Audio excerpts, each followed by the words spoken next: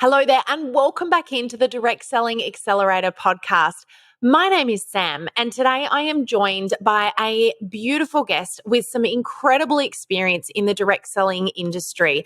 I'm going to be joined in this episode with Belinda Ellsworth from Step Into Success.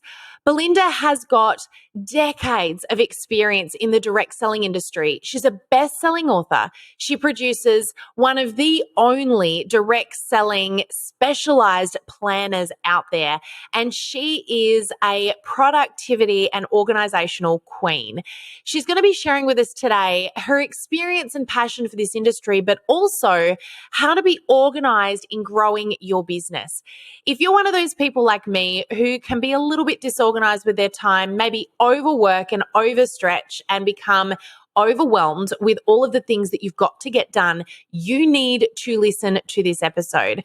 I absolutely loved hearing Belinda talk about her passion for this industry and how she applies her vision and mission to be a part of its growth and be a part of your growth. And I know that you're going to really love listening to her as well. She gives a ton of golden nuggets in this episode. As always, have that pen and paper handy. I know you're going to love listening to her. So tune on in, grab your cup of tea or coffee, and enjoy the episode.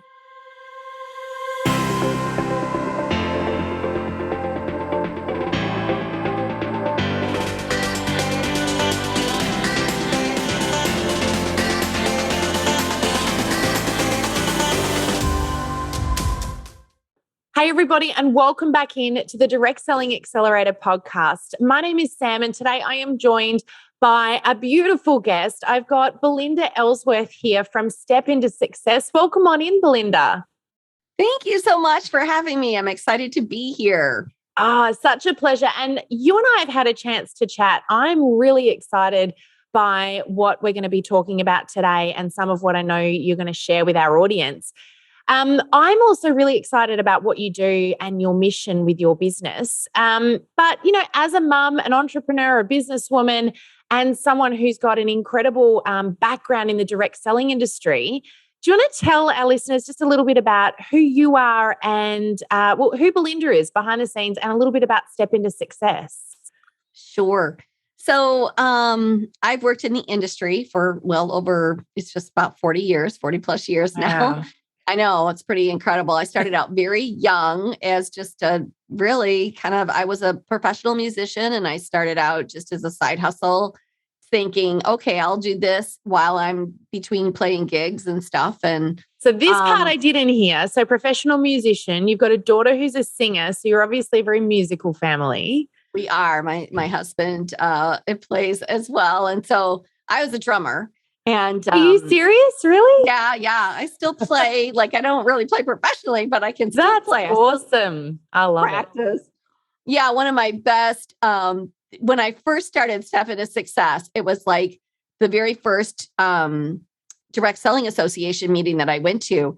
And all of a sudden, the opportunity presented itself that I got to sit in with the band. And it was the greatest thing I ever did, because then they remembered me forever. Oh, it was, oh my gosh, that's that little girl plays the drums? The drumming chick. I love that. My kids will love you, actually. They've been hounding me for drumming lessons for ages.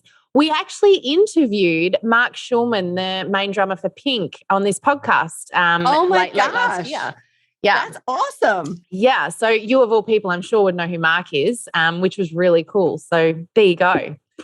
Drumming. So anyway, I just started in direct sales just as to make some extra money. And I did really well for like 2 years. I did really well, but it really was just extra income. And then I quit because the band I was with really took off. And but then fast forward about 3 years, I got married. I had a little baby girl. And then I just decided, gosh, I don't know that that's something I'm really going to pursue. I'm going to be a mom now. And I did well at the drumming doesn't go well with the newborn babies, right?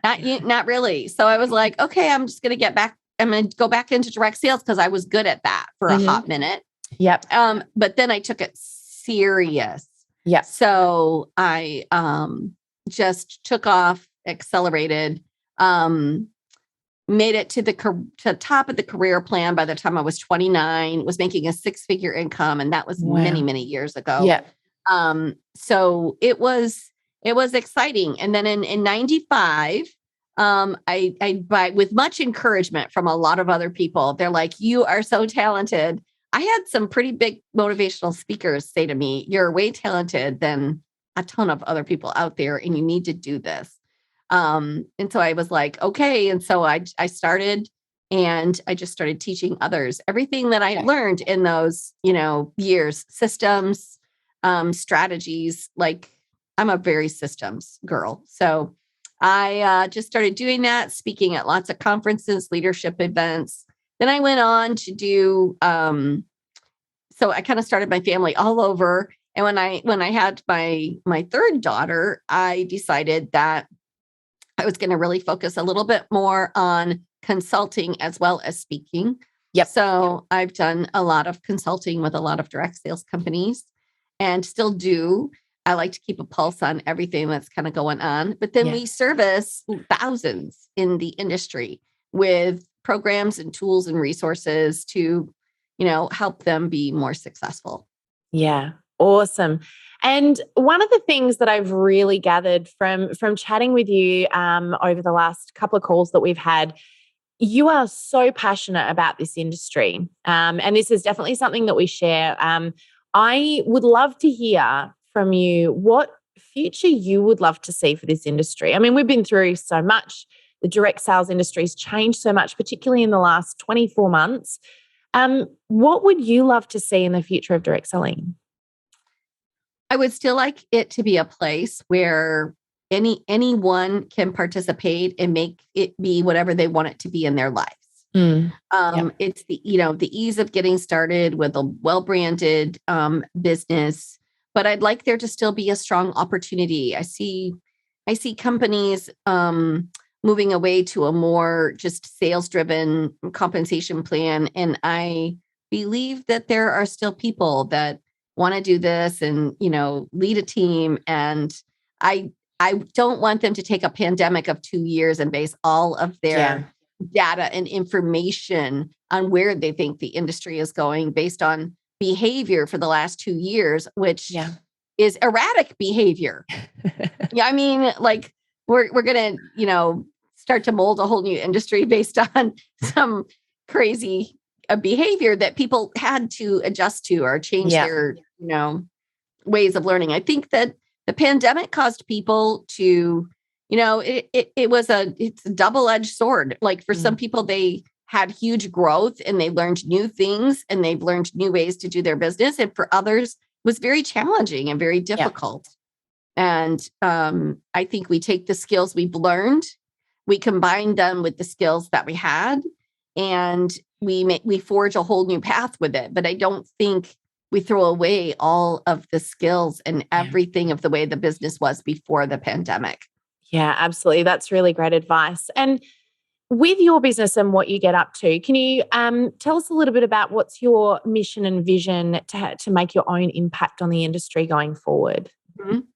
It always has been, and it still remains, is I believe, and I still believe this, people come into this industry with a hope. And that hope is that their life can be just a little bit better. And whether that is a little bit of extra income for the extras in life, or it's really carving out a path for themselves to make a large income, whatever that looks like, of what they have that vision of how their life can be better.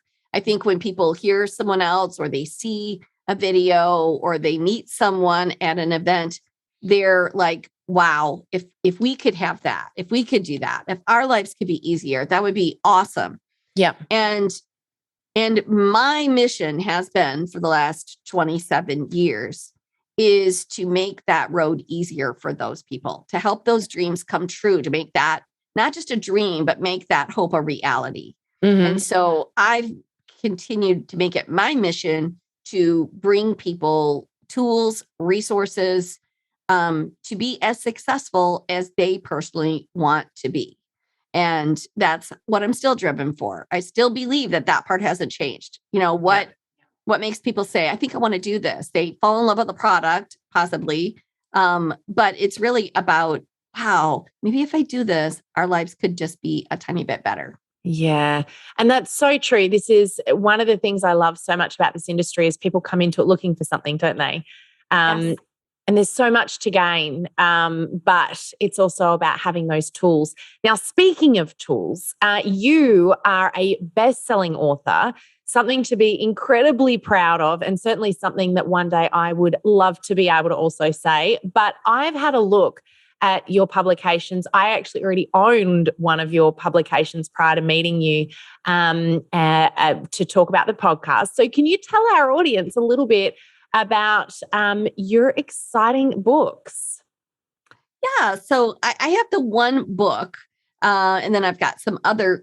Should say publications, shouldn't I? Because really, Yeah. Yeah. So we were asked to write Direct Selling for Dummies, which is with a Wiley publishing house, and they own that Dummies franchise, and they're very picky about their authors and who they get to author these books. And so I was really honored to be asked to write it. And and it's a #1 bestseller in like 4 countries. So. I think that is just so huge. And I know that you're really proud of this, but I already own this book. I've had it for a couple of years. So we got chatting and I was like, wow, I'm speaking to the author of this book. This is fantastic. So congratulations on that.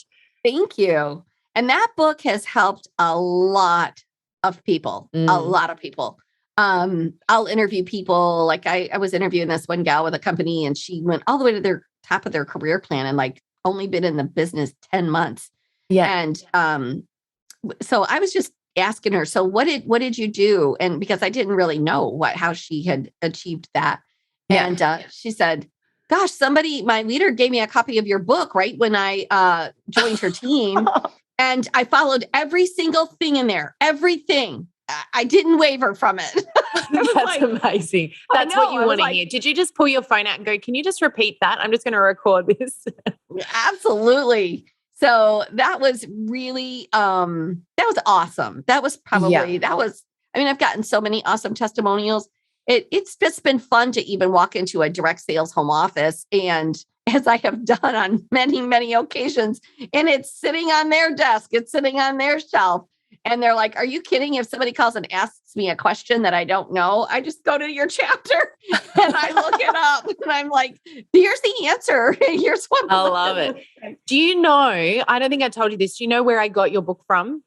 Where? I walked into Officeworks. Oh, do you guys have Officeworks? I do not. It's like in Australia, it's like the Australian stationery chain for business. So all the business stuff. They've got the computers, they've got all of the office furniture, and then they've got all your stationery. And I walked in there and it was sitting on the shelf, and I was like, oh, got to have that. Oh, that's hysterical. Yeah, there you go. And so now tell us about the other publication, because we are going to list both of these, by the way, in the show notes. So if anyone wants to get a copy, we'll put a link in there so you can get it direct from Belinda. But tell us about your other publication, because I'm very excited about this one. I know, it's so exciting. So for years, I had many different CEOs of different companies saying, Belinda, you need to create a planner. There is not a planner for this industry. And I thought, surely there is, or there's something that works. And I really then kind of set out on a quest, and there really wasn't. There really, really wasn't. You bought like a whole ton, didn't you? I bought like 20. Yeah. And of the ones that were the most popular, and said, okay, let me see how this could work. Could I make this work? If I were in the field, could I make this planner work? And not with a lot of adjusting. And it had some things, but it didn't have the right things. And so we set out on a mission. We've been doing it for 5 years now. Yeah. And it is awesome. And this is it. But that's the planner for this year. Awesome. But what's really awesome about it is it's more than a planner or a diary. Yeah. I know you guys call them diaries. And no, we plan a diary is something you put your appointments in. A planner is something that is a bit more expanded on than that. So the planner is a complete, literally business system. So we have, we added 21 training videos to it. 2 years ago, we added that. That's made a huge difference for people, because they're like, I feel like every month you're like, there's a new video there to tell us what to do in that month. And it really keeps me going, keeps me I love it. excited. So we have vision boards, we have goal setting, we have everything that you could Love possibly a good want vision in a board. planner. Yeah. Awesome. And so, because I know our audience love a good planner. You know, we've even did an episode a little while back where we talked about some of those tools and systems and things, and everyone was sharing all their favorite planners. And so I think this is awesome to have a planner that's specific for the industry. I know that you said that it can be adapted outside of, but I love the fact that it's the other way around for a change. It's for direct selling. Anyone else can adapt it to their business, but it's not the way we're used to doing it is a business planner that we adapt to direct selling. So that's awesome. That's right. And no, it is completely for direct sellers, although we have a lot of entrepreneurs that do use it. And I just had a lady recently say to me, I love this planner so much. I haven't found anything like it. She said, I just go through in the things like your analytics and where you have goals and tracking. I just change the headlines. I just go through and change the headlines on them, and it's working for me beautifully. I was like, oh, I love it. So good. We also have a gratitude journal because I've done extensive research in the last couple of years on people that use gratitude journals, like have a 40% greater chance of achieving their goals. They have a more positive mindset, positive attitude. So we've really been really working with people to get to a habit of gratitude. And that has been amazing. And the stories from that have been incredible.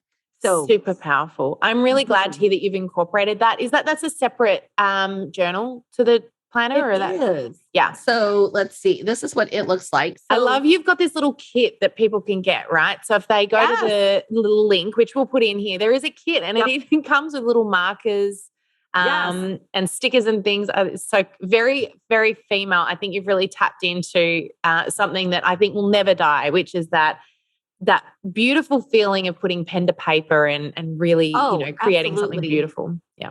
You know, it's funny because we did the planner first. And then as soon as we did it, people were like, you need to have markers. You need to have bookmarks. You need to have this. And I'm like, oh my gosh, I just got this source. Let me breathe. Let me breathe a little bit. And so it took us to the third year. And it just took me getting more comfortable finding a manufacturer and finding somebody that could really grasp my vision. And so now we have this beautiful box and it comes with all kinds of goodies. So you can buy the planner by itself or anything by itself. But when you buy the bundle, we call it the I Want It All bundle, you do save quite a bit. And I do want to let everybody know that's listening, because we are in the United States, is I did the investment. I had everything shipped to Australia. It's already been and to Canada. So duties have already been covered. Everything has been covered. Awesome. So it's shipped from Australia. You pay normal flat shipping rates. In fact, if you buy the biggest bundle, your shipping is free. Wow. I know, right? So you don't have to have it shipped from the United States, and you're not going to have to pay exorbitant amounts. And it's just we take on that cost for everybody in both those two countries. Awesome. Well, I love that you've provided this tool. And this has come back from your experience in the industry and all the things that you've learned. So I love that you've applied your amazing knowledge and you've turned it into something tangible. So it's not just you kind of, and you're a professional speaker, so you stand and you teach and that's wonderful. But I know that one of the things that Greg and I really struggled with was that feeling of, when we get off that stage, when we walk away, people are left to have to implement what we've taught them. And we hated that feeling initially of we haven't given them something easy to implement, easy to use, easy to apply. We've just given them the knowledge and trusted them to use it the way that we intended them to. So and we've come up with methods now. We've got our 14-day challenge, our 10-day challenge, our 3-day challenge, ways that we can work with people for very tiny pieces of time. But you've adapted it to a planner and, something that you've basically piled your knowledge into this resource where people every day can have a tool in front of them to use to grow their business. And like you said, even with the direct selling for dummies, people are using it like hey, if I've got any question, I just jump to this book. And I love that you've given people that resource so that if they can't get hold of Belinda, there's a bit of Belinda in front of them right there That's at right. home. And it's funny because we have, prior to doing those, tangible items, well, I mean, golly, it goes all the way back to the very first, I don't know, it was like my third speech. And I had people going, do you have this speech? Like, can we buy it? And I was like, oh my gosh, I got to go in and record this. And so our first recording. We often get asked for our slides. I think the same reason. Yeah, it was all on cassette tape. But interesting enough, for anyone out there that doesn't know, that's, a decade ago. My kids found my kids found this cassette tape the other day and held it up and went, Mum, what is this? I was like, that is. I feel like school has got a bit to answer for if you don't know what that is. We had cassette tapes for a hot minute, and then it went to CDs, and now, of course, everything is just digital. Do you remember Blu-ray disc that lasted all of about a month? Yeah. Yeah. So that's where I actually met my husband. He was my recording engineer. Wow, really? I know. So, and it's so funny because I was just like, I was going through the yellow pages, which probably like half your listeners don't know what those are. No, we know what that is. We know what directory. Yeah. So I'm like, also, I don't think exists anymore, but I know they don't exist anymore. So I'm going through the yellow pages and I'm looking up studios, and there was this ad in there for this one, and it had said that Bob Seger had recorded there, and I love Bob Seger so much. And so I thought, oh my gosh, if I'm there recording, maybe he'll be there too, and then I'll get to play the drums with Bob Seger, and that would be amazing. So that was the whole reason I picked it. And then I laughed because I picked my husband out of the yellow pages. That's what we say. Oh, I love that. So good. You got to be careful though. You got to explain that story if you're going to say you picked your husband out of the yellow pages, because there were also some questionable things listed in there too in Australia. Anyway. Okay. So I want to talk to you a little bit about being a mum and an entrepreneur, because you've been in the industry, you've done the hard yards as a direct seller, you've then started a business, you've done the hard yards there. But through all of this, you've also been a mum of 3. Can you tell us, how have you balanced, and I use the word balance loosely because I think we all know that's not a thing, but how have you balanced prioritizing the growth of your business and your kids, and how have you continued to grow a successful business through also being a great mum? So, and that's where I guess the planner 2 comes in, but I've always been big on compartmentalizing. So be present where you are. So the biggest struggle that moms have in this direct selling space is they want to work their business and they feel guilty that they're not with their kids. So then when they're with their kids, they're like, I should be working on my business. And so there's this constant battle within themselves of where they should be spending their time. And I just say, like, I set parameters. I don't know why. I was just really good at time blocking, even going all the way back many 40 years ago. Yeah. And so I would say, okay, these days are going to be like Wednesdays I would keep free. And then Fridays I would 2 for my kids. And I would say, okay. And on Friday I'd let them, these were my two, this is when I was in the field and my other 2 were little. And I would go, okay, Friday's your day. And they get to alternate on what they wanted to do, something fun. And then Wednesday would just be at home, but I would be present with them. And then on Mondays, Tuesdays, and Thursdays, I worked my business hardcore. Yeah.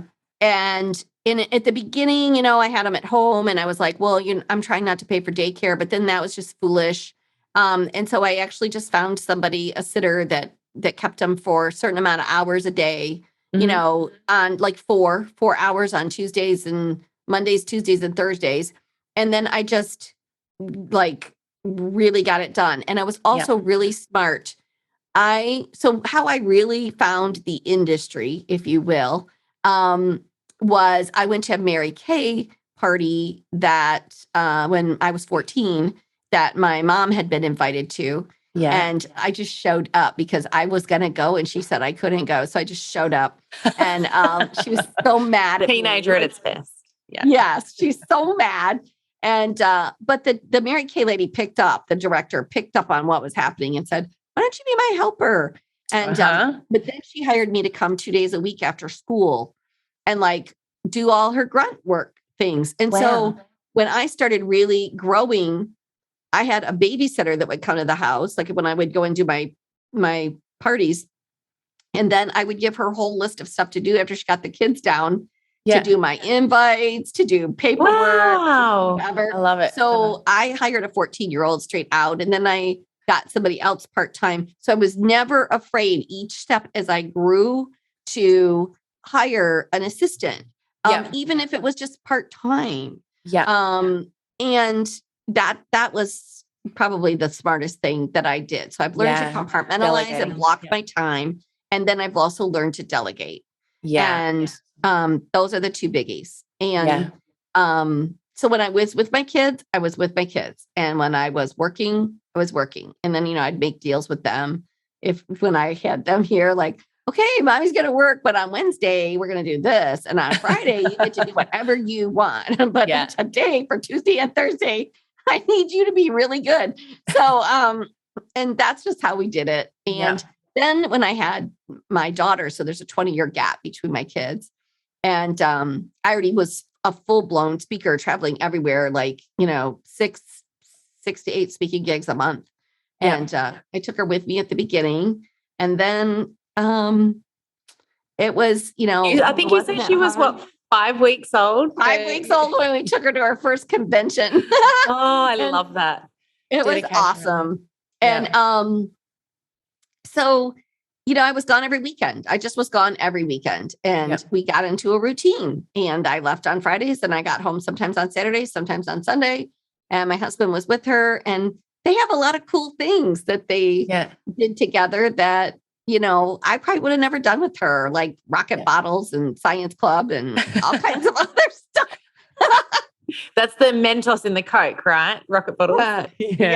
Oh no, she did a whole thing with the rocket bottles where they shoot way up high in the air and then they get graded. It's a whole science Olympiad. Oh, right. Yeah. So anyways, she was in that with my husband and they just had a good old time. So that's awesome. But she just learned like that's when I was gone. And then when I was home, I was at home and I still continued.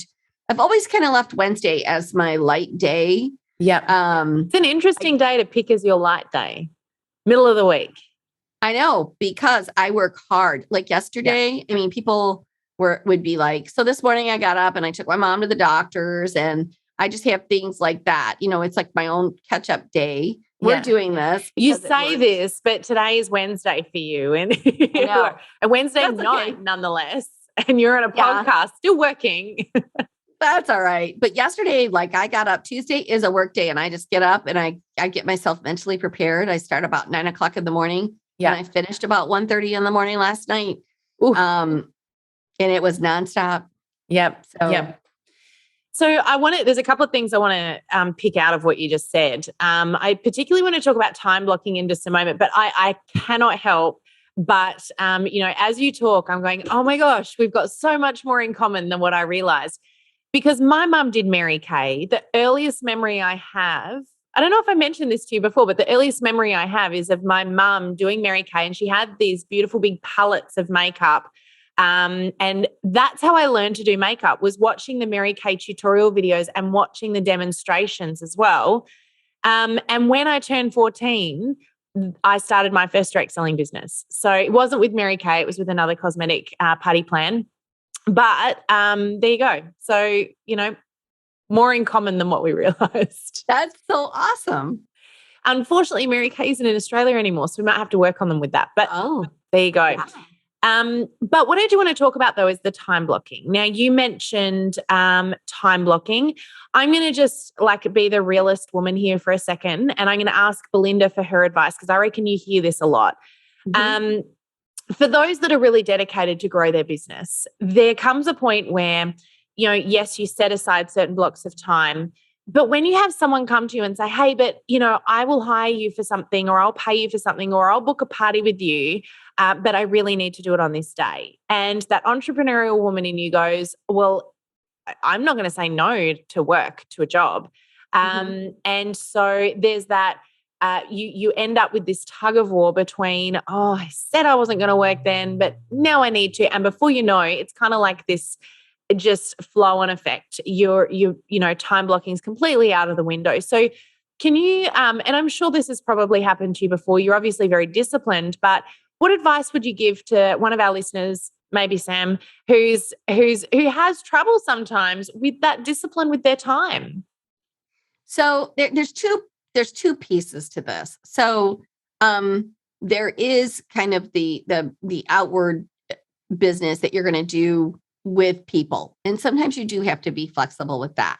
Now, just as an interesting story to that, though, when I only really could work on there was certain nights. One of the nights I didn't work was Tuesday night, and so I remember, and I was young, like in my 20s, but this lady said, "Well, I can only do the party on a Tuesday." And I remember thinking, well, I want that party bad, right? Yeah. But I said, well, as I mentioned earlier, that is the only night of the week that I don't work. So I suppose I could find you another consultant to do it, or we can try to work out another day. And my heart was pounding. I'll never forget it. And she said, "Oh no, we can find another day." And she did it. So I think there's some times where we feel like, but then there are other times where at a drop of a hat, a company says, "Hey, we would like you to come speak at this event." And I might already have something planned, and I go because that's my work. You know what I mean? Yeah. So there's that. But the other piece to it is when you're not outwardly facing a client or a customer, when you're working in your office, that is where time blocking is so important. Yeah. And I teach a system. I've taught it for 26 years. It's called the Power Hour, and we've incorporated it into our planner. It's probably the one program we get the most testimonials back on. And it is about finding your 4 income producing activities and giving them at least 15 minutes of your undivided attention in a day. So everybody's got 1 hour, and then just saying, I'm going to work on bookings for 15 minutes. I'm going to work on recruiting for 15 minutes. I'm going to work on, customer care. Now, later on, you'll be able to expand that more if you have more time. But anyone can do that for 4 15-minute increments. And that alone is amazing what you can get done. And because I've taught that 15-minute increment, and they don't have to be in a row either. Like they don't have to be consecutive. So you could do 15 minutes in the morning. You could do 15 minutes at noon. You can do 15 minutes at 5. I've actually taught people how to manage their social media doing that. Get up in the morning, make your post, send your messages, comment, scroll, then put it away and don't come back to it until like noon. Do quick to see who responded, whatever. Do 15 more minutes, like at 5 or 6 o'clock. And then at nighttime, if you want to scroll and look at silly videos and whatever else that, makes you happy, you can do that. But people, they get lost in time because they're not committing these snatches of time where they power up their energy. And I've actually done exercises with people to list what you like, just like how Weight Watchers says, write down every food that you put in your mouth, and then you're like, oh, no wonder I haven't lost that weight. There's a lot more calories going in there than I thought.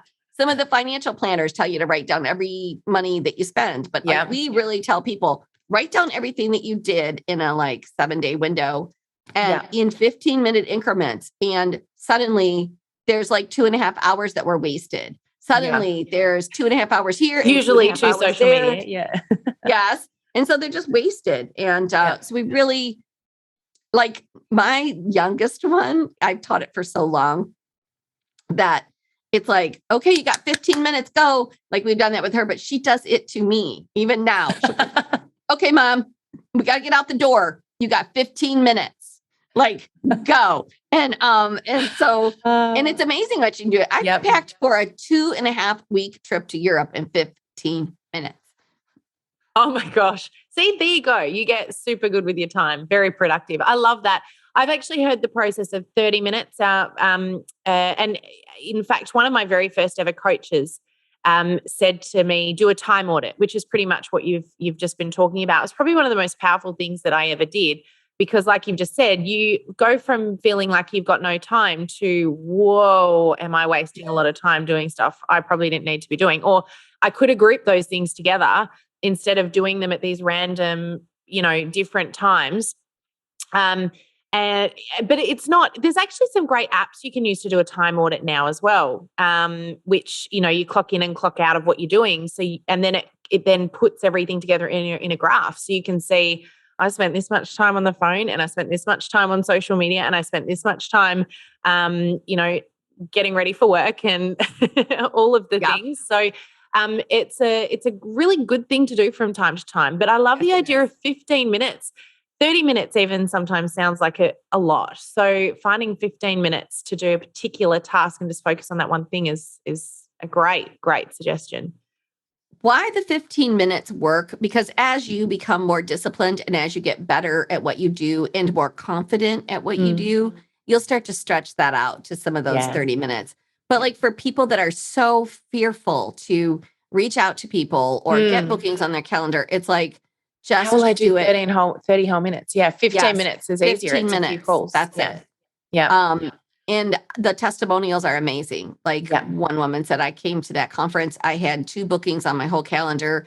You gave so many great ideas of what to do at parties, but like, I don't even have that many to do. So I'm just going to focus on that power hour.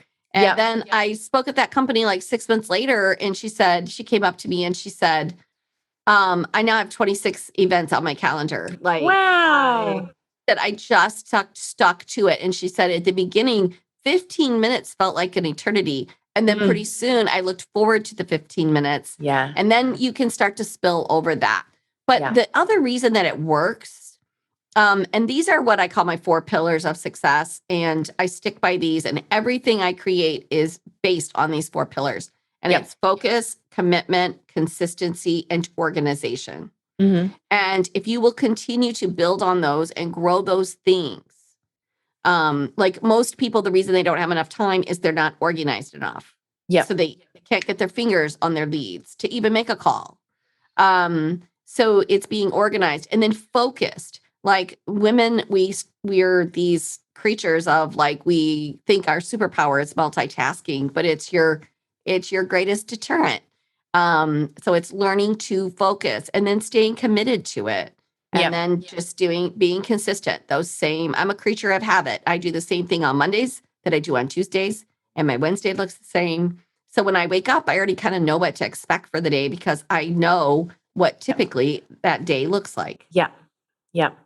I love that. And I think for a lot of people, that'll be, that will take a lot of weight off their shoulders to think about things in much more simple terms like that. 15-minute segments and time blocking. I think that's really powerful. And of course, if you do happen to click on that link and grab that planner, guys, you've got that all laid out in there as well, which is great. So I'm really excited. I've got a copy on the way. I can't wait to get hold of that. And I definitely need some help with my time. Let's just say that's, one of the things I've let, run away. But time is our most precious commodity, right, Belinda? Like we think it might be money and it might be all of these other things, but at the end of the day, your time is the one thing you can never, ever, ever get back. That is right. Yeah. So question for you, what do you believe? I mean, you've seen a lot of distributors, consultants from both party plan and network marketing companies over the years. What do you believe stands in the way between most direct sellers and the success that they want to achieve? Themselves. It comes down to themselves. It's mindset, it is. And I never used to I wasn't a big advocate of that. Like I thought, if I teach them the skills, they'll get it. Yeah. And I realized over the years, no, they have to believe in themselves. They have to have confidence. But the biggest thing though in that is confidence comes from practice. From doing. And maybe that's my musicianship in me and everything. But I know with anything, if you stick at it and you practice it over and over and over, guess what? It becomes easier and you get better.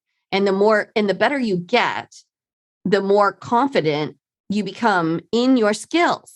And so then you don't stand in your way. The biggest thing is that lack of confidence or that self-doubt that says, oh, these leads aren't even really very good. Oh, I'm going to call people and they're not even going to be home. Oh, I don't even know why I bother with this because it won't make a difference anyway.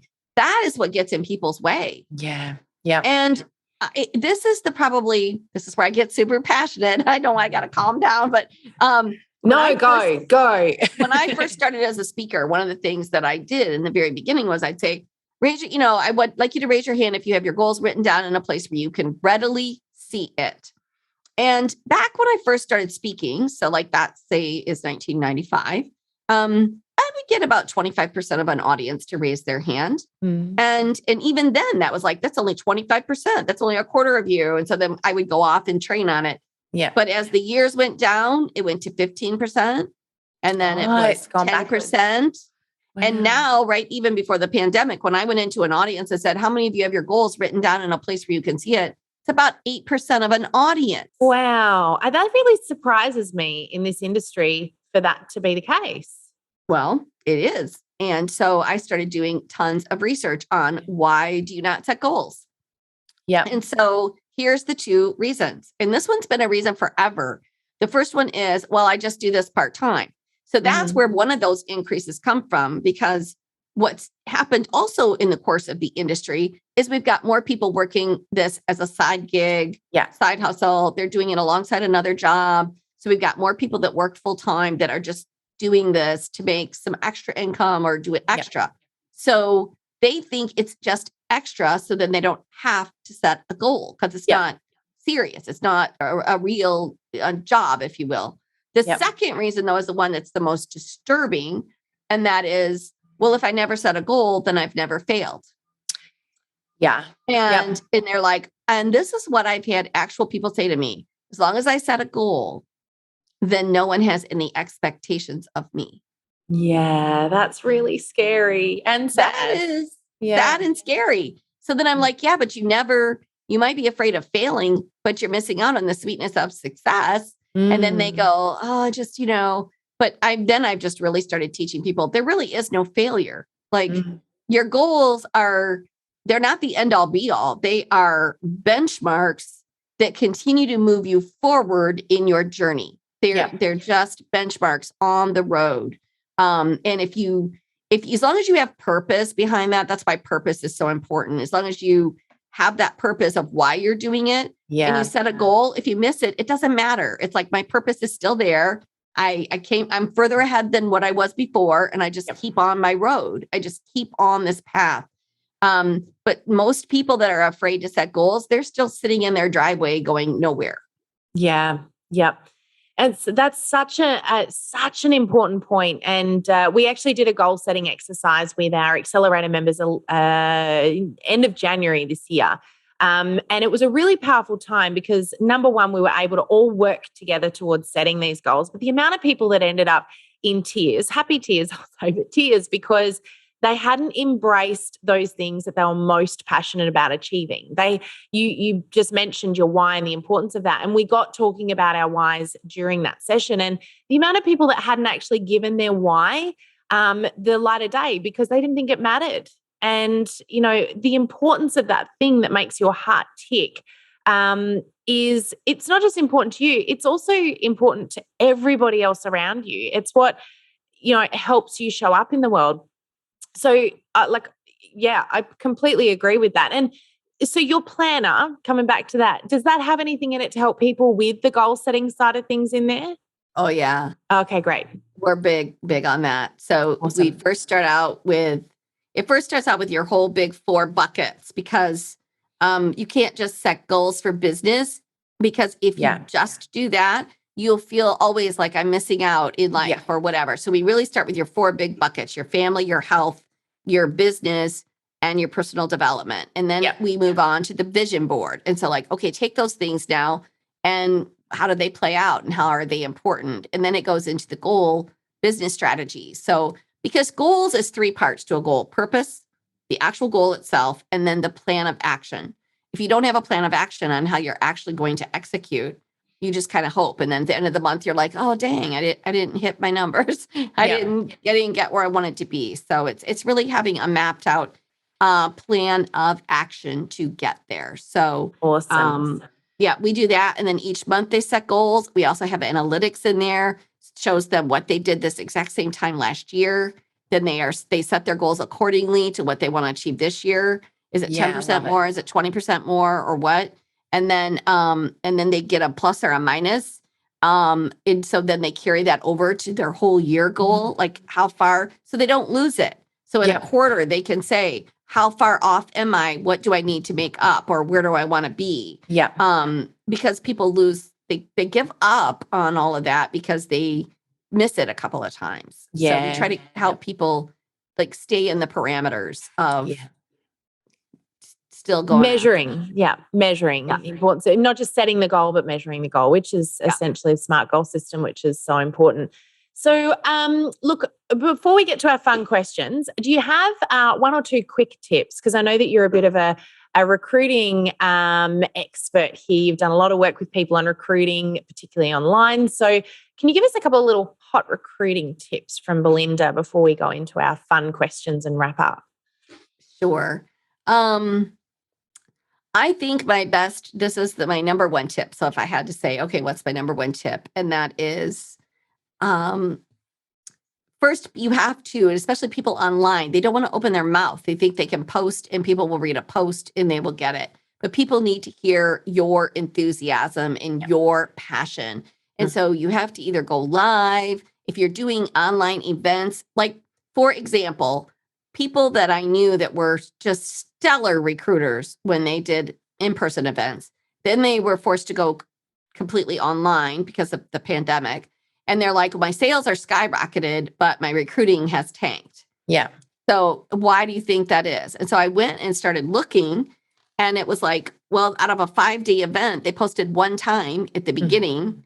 But with an in-person event, we would plant 5 seeds throughout. You would talk about what the business has done for you and, not all at one time. You wouldn't just do that. And so I'm like, you got to spread out. You should have a post for every day for the 5 days about the business opportunity, and the other thing is, and this is the big one, and this is what I've taught forever, but when people went online, they changed. I looked at a little post that she had and it said, are you looking for a fun, flexible way to make extra income for the holidays? And then it went on and said some other cute things, which was all great. I'm reading it going, this is great. But the last line in there was, if you're ready to start, private message me. And I said, there is your whole problem. Like people, the number one tip is you have to create a safe zone for people to be curious. Yes. So you're always with bookings, we ask. With recruiting, you invite. I invite you to take a look at this.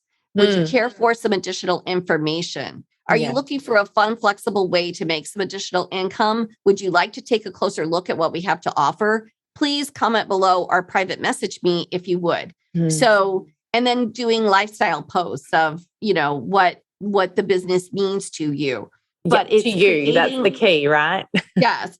It's creating the safety zone to allow people to be interested because we don't directly recruit. I mean, like, it's not like, hey, how would you like to give this business a try? We've got a kit on sale right now. It's like, I don't know. And so it's got to be like, hey, is this something you've ever thought about? I know you love the product so much. Would you care just to take a closer look? Yeah. And they're like, sure, I can take a look, because the more leads you get, the more recruits you will get. And so your lead pool needs to be full. And how does your lead pool get full? It gets full by creating interest. Yeah.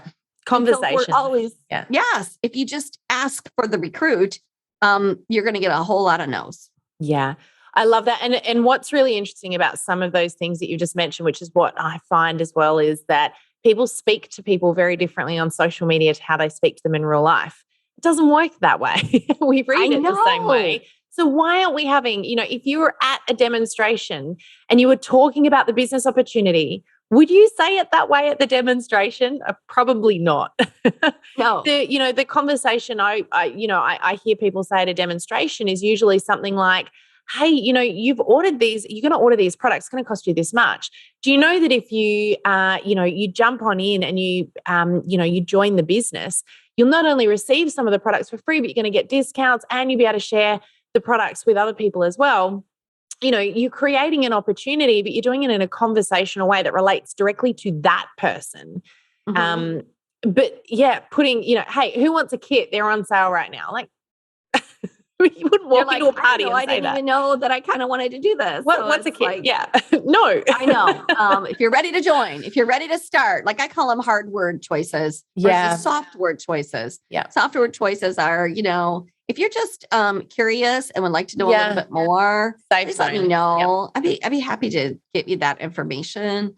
So that's the biggest tip. And the other one is, so the other biggest tip probably comes in taking really good care of your customers, because when you do that, you build trust and relationships. And then people say, wow, she really does have a good business, or wow, you seem like you really like this business. Some of my best recruit leads came from my events, but then they came from follow up with my customers and just getting to know them. And then they would say, you do seem like you really love this. Like, do you really make money? And you're like, oh, absolutely. And, and then you could explain it to them. And, but it's from that trust factor and the likability factor. Oh, I love that. The trust and speaking my language, trust and the relationship. But I love that concept of, if you just show up, if you're there and they know you're safe, they're going to be more likely to ask those questions, aren't they? Like you just said, do you really make money out of this? They're not going to ask you that till they know you're safe, till they know that you're committed, till they know you're going to keep showing up. And essentially, until they know that you're there as, a friend, you're not just this person that they've met today. It's someone that they feel like is going to give them an honest answer. And that takes a little bit of time to invest in and build. Of time. So that's where I differ from a lot of trainers. And I've done this business for too long and I've had really great success, but I've heard lots of trainers say, offer them the business opportunity. If they say no to that, then ask them to do this. Then share your product. And I'm like, no, you lead with that product. Like that is like you said, oh, you love these products. Would you like to get more? Or here's a way you can do this. Your product will take you everywhere you want to go. Yeah. And those that come into the business through the product are the ones that stick around the longest as well, because they're really invested in the product first. They believe in it. Yep. But it's not so congruent. You notice when you've got someone who's in the business who isn't sold out for the product, you can tell. So I completely agree with that. Yeah. Love it. Now, Belinda, I've got 4 really quick fun questions for you because, again, we've gone over time, but I love it. So much amazing knowledge that you shared in here already. And again, I feel like we could do like a series of podcasts here just on picking your brain. But I'm open. You're open. She says, pick away. All right. Well, let's start with your favorite book. You can name one of your own, of course, but what is your favorite book to add to our accelerator book list? Oh, gosh, I have so many, but when you asked it, I was like, I think one that was sort of helped me to shift my mindset a little bit was What Got You Here Won't Get You There by Marshall Goldsmith. That's one of my favorite. Mm-hmm. Never Eat Alone by Keith Ferrazzi, which was kind of a networking book. I love that book. And he just came out with a new book, but I haven't read it yet. So I'll be excited to, I like him as an author. He's a good writer. Yeah. Those are 2 of my favorite. Great. All right. Well, we're going to add those to the list. We'll add yours in as well, because I think that they're certainly worthy of making their way onto that book list. And if you could have one superpower, what would it be and why? You mean the one that I have or the one if you could pick, it could be something you already have, but if you could pick any superpower, what would it be and why? I think I kind of possess the focus thing. I'm pretty good at focus and going after my goals. So if I had another one, it would probably be, and I think that I am a pretty confident person, but I would say it would be more confidence. Just I think I'm really good at it, but I realize in moments that I'm still not after all these years. And you're always working on it. Always working on it. So I would love it if that was just a superpower that I would say, I can tackle anything. I love that. That's a really good one. And I think a good one for our listeners to take on board too, because often when I ask that question, people will say something like flying or turning back time. But I think that's really important is, sometimes we assume we don't have superpowers, but in actual fact, we can embody many superpowers just by simply, that a lot of that self-talk I think, is a really big deal that you mentioned before. But yeah, I think that's a great one. Confidence. I love that. So, favorite quote? My favorite quote is the one, I've got it right over here on it's nearly always something written on someone's desk. So. I know. You know what? I got it in a picture frame over here. Yeah. It was the first, we always put a quote in the front of our planner, and it was my first one. It's the one by Eleanor Roosevelt. I forget how it starts out, but I can see it from here. I know it's those that believe in the beauty of their dreams. I know that's how it ends, and I can't think of how it starts. All right, we'll Google it and we'll put it in the show notes. All right. Good old Google. Greg said to me yesterday, he was asking me I reckon I said to him 4 times yesterday, Google it, Greg, just Google it. I don't know. So if you could go back in time and say one thing to your past self, what would that be? And you cannot say invest in Zoom shares. Been said too many times. No, it's been said too many times. Sorry, maybe. It would be around confidence. It would be it would be dream even bigger than what you thought you could. Like I've had some pretty audacious big dreams and they've come true, but then I've limited myself and not dreaming big enough. Yeah. And I would say now that there is no dream too big. Mm-hmm. Dream big, dream audaciously. Go after it with everything that you have in you and be confident. And if you falter, so what? Like that would be what I would tell myself. If you fall down, so what? Yeah. Get up and keep moving. So good. I love that. That's awesome. Great way to finish this podcast off, Belinda. Look, I have loved this chat. There's so much amazing knowledge you shared in here, and certainly your experience in the industry speaks for itself. So I'm sure that our listeners are feeling the same way. They've got a whole ton of notes sitting in front of them.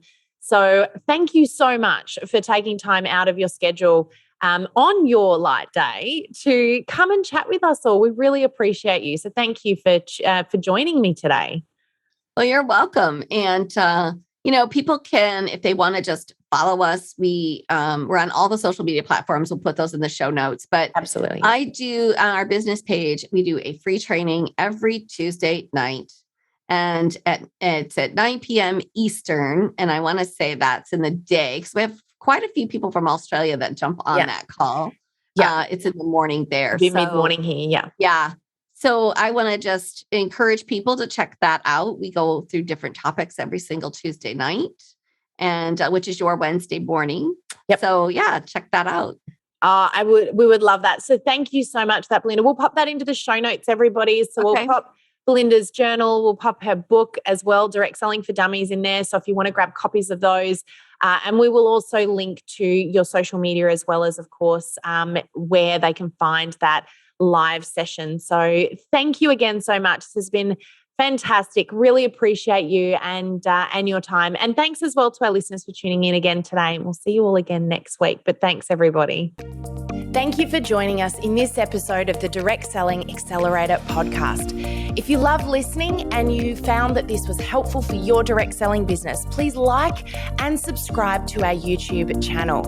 You can also check out the recommended video that's popped up on your screen right here. I look forward to seeing you again next time. Bye for now.